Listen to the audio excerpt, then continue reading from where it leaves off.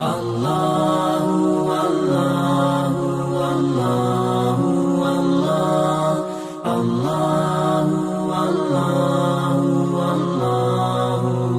علیہ السلام سے جب پوچھا گیا کہ حضور سب سے بڑا گناہ کون سا ہے، تو آقا کریم علیہ السلام نے فرمایا کہ سب سے بڑا گناہ یہ ہے کہ ان تجعل للہ ندا، کہ تو اللہ کے ساتھ کسی کو شریک ٹھہرائے، وہو خلقک، حالانکہ اس نے تجھے پیدا کیا، تجھے تخلیق کیا، اور تو اس کا شریک بنا کے بیٹھ جائے، کہ یہ سب سے بڑا گناہ ہے۔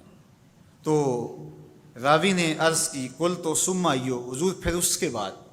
تو آقا کریم نے فرمایا ثم ان تقتل ولدک خشیۃ ان یطعم معک، تو بچے کو اس لیے قتل کر دے کہ یہ کس طرح میں اس کو پال سکوں گا، بچے کو ضائع کر دینا، اس کو قتل کر دینا۔ اللہ فرماتا ہے نحن نرزقکم وایاہم، ہم تمہیں بھی رزق دیتے ہیں، ان کو بھی دیں گے۔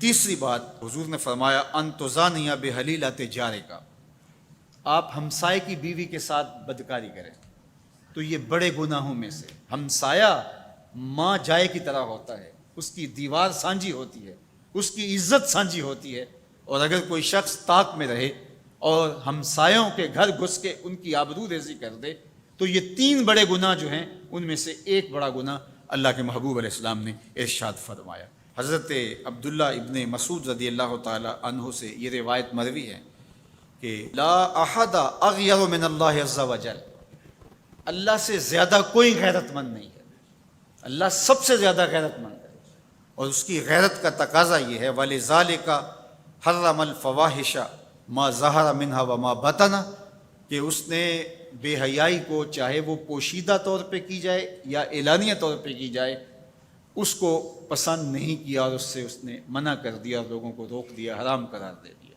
اس لیے کہ وہ خود غیرت مند ہے۔ غیرت مند مالک غیرت کا سبق دیتا ہے اپنی مخلوق کو۔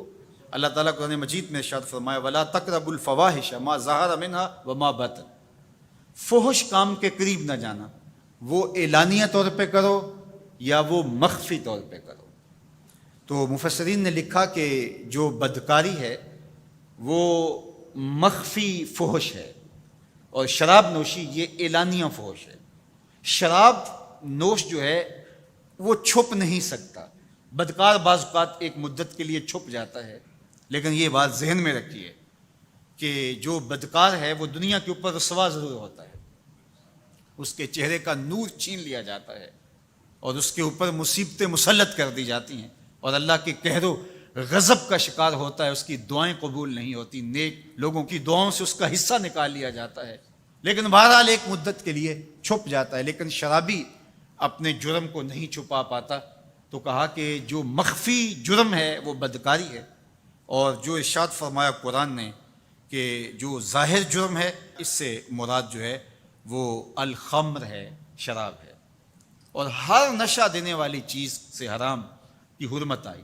کل مسکر خمر و کل خمر حرام، فرمایا ہر نشہ آور چیز شراب ہے، اور ہر شراب حرام قرار دے دی گئی ہے۔ اب یہاں بھی لوگ دلیلیں لے کے بیٹھ جاتے ہیں، میاں وہ بھی ایک مشروب ہے، اس سے کیا فرق پڑتا ہے؟ میاں جب رب نے کہہ دیا تو بات ختم ہو گئی۔ ایک یہودی کے پاس ایک مسلمان مہمان ٹھہرا، تو اس نے انگور پیش کیے، تو اس نے بڑے شوق سے لیے، تو تھوڑی دیر کے بعد وہ شراب لے آیا۔ اس نے کہا استغفر اللہ، میں مسلمان ہوں، میں شراب نہیں لیتا۔ تو اس نے ہنس کے کہا یہ جو انگور آپ نے کھائے ہیں شراب اسی سے کشید ہوتی ہے۔ تو اس مسلمان نے کہا کہ آپ کی اہلیہ کدھر ہے؟ تو وہ اپنی اہلیہ کو بلا لایا، تو کہا آپ کی کوئی اولاد بھی ہے؟ کہا ہاں میری بیٹی ہے، اس کو بھی بلا لاؤ۔ تو اس کو بھی بلا لایا۔ جب دونوں آ کھڑی ہوئی تو کہا کہ یہ حلال ہے تیرے لیے، اور یہ بیٹی اسی کی ہے، اور یہ حلال نہیں ہے۔ تو جب اس یہودی نے یہ بات سنی فقال اشہد ان لا الہ الا اللہ وحدہ لا شریک لہ واشہد ان محمدا عبدہ ورسولہ۔ کہا اتنی خوبصورت دلیل، اتنی خوبصورت دلیل۔ کہا انگور سے شراب نکلی ہے تو شراب حرام کیوں، انگور حلال کیوں؟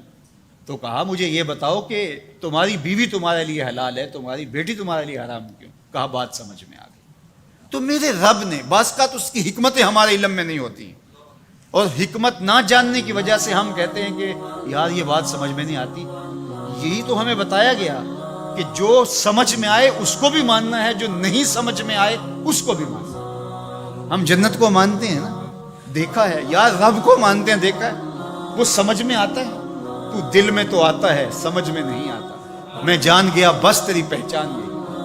ہم تو سب سے بڑی حقیقت کو بغیر دیکھے مانتے ہیں، بغیر سمجھے مانتے ہیں.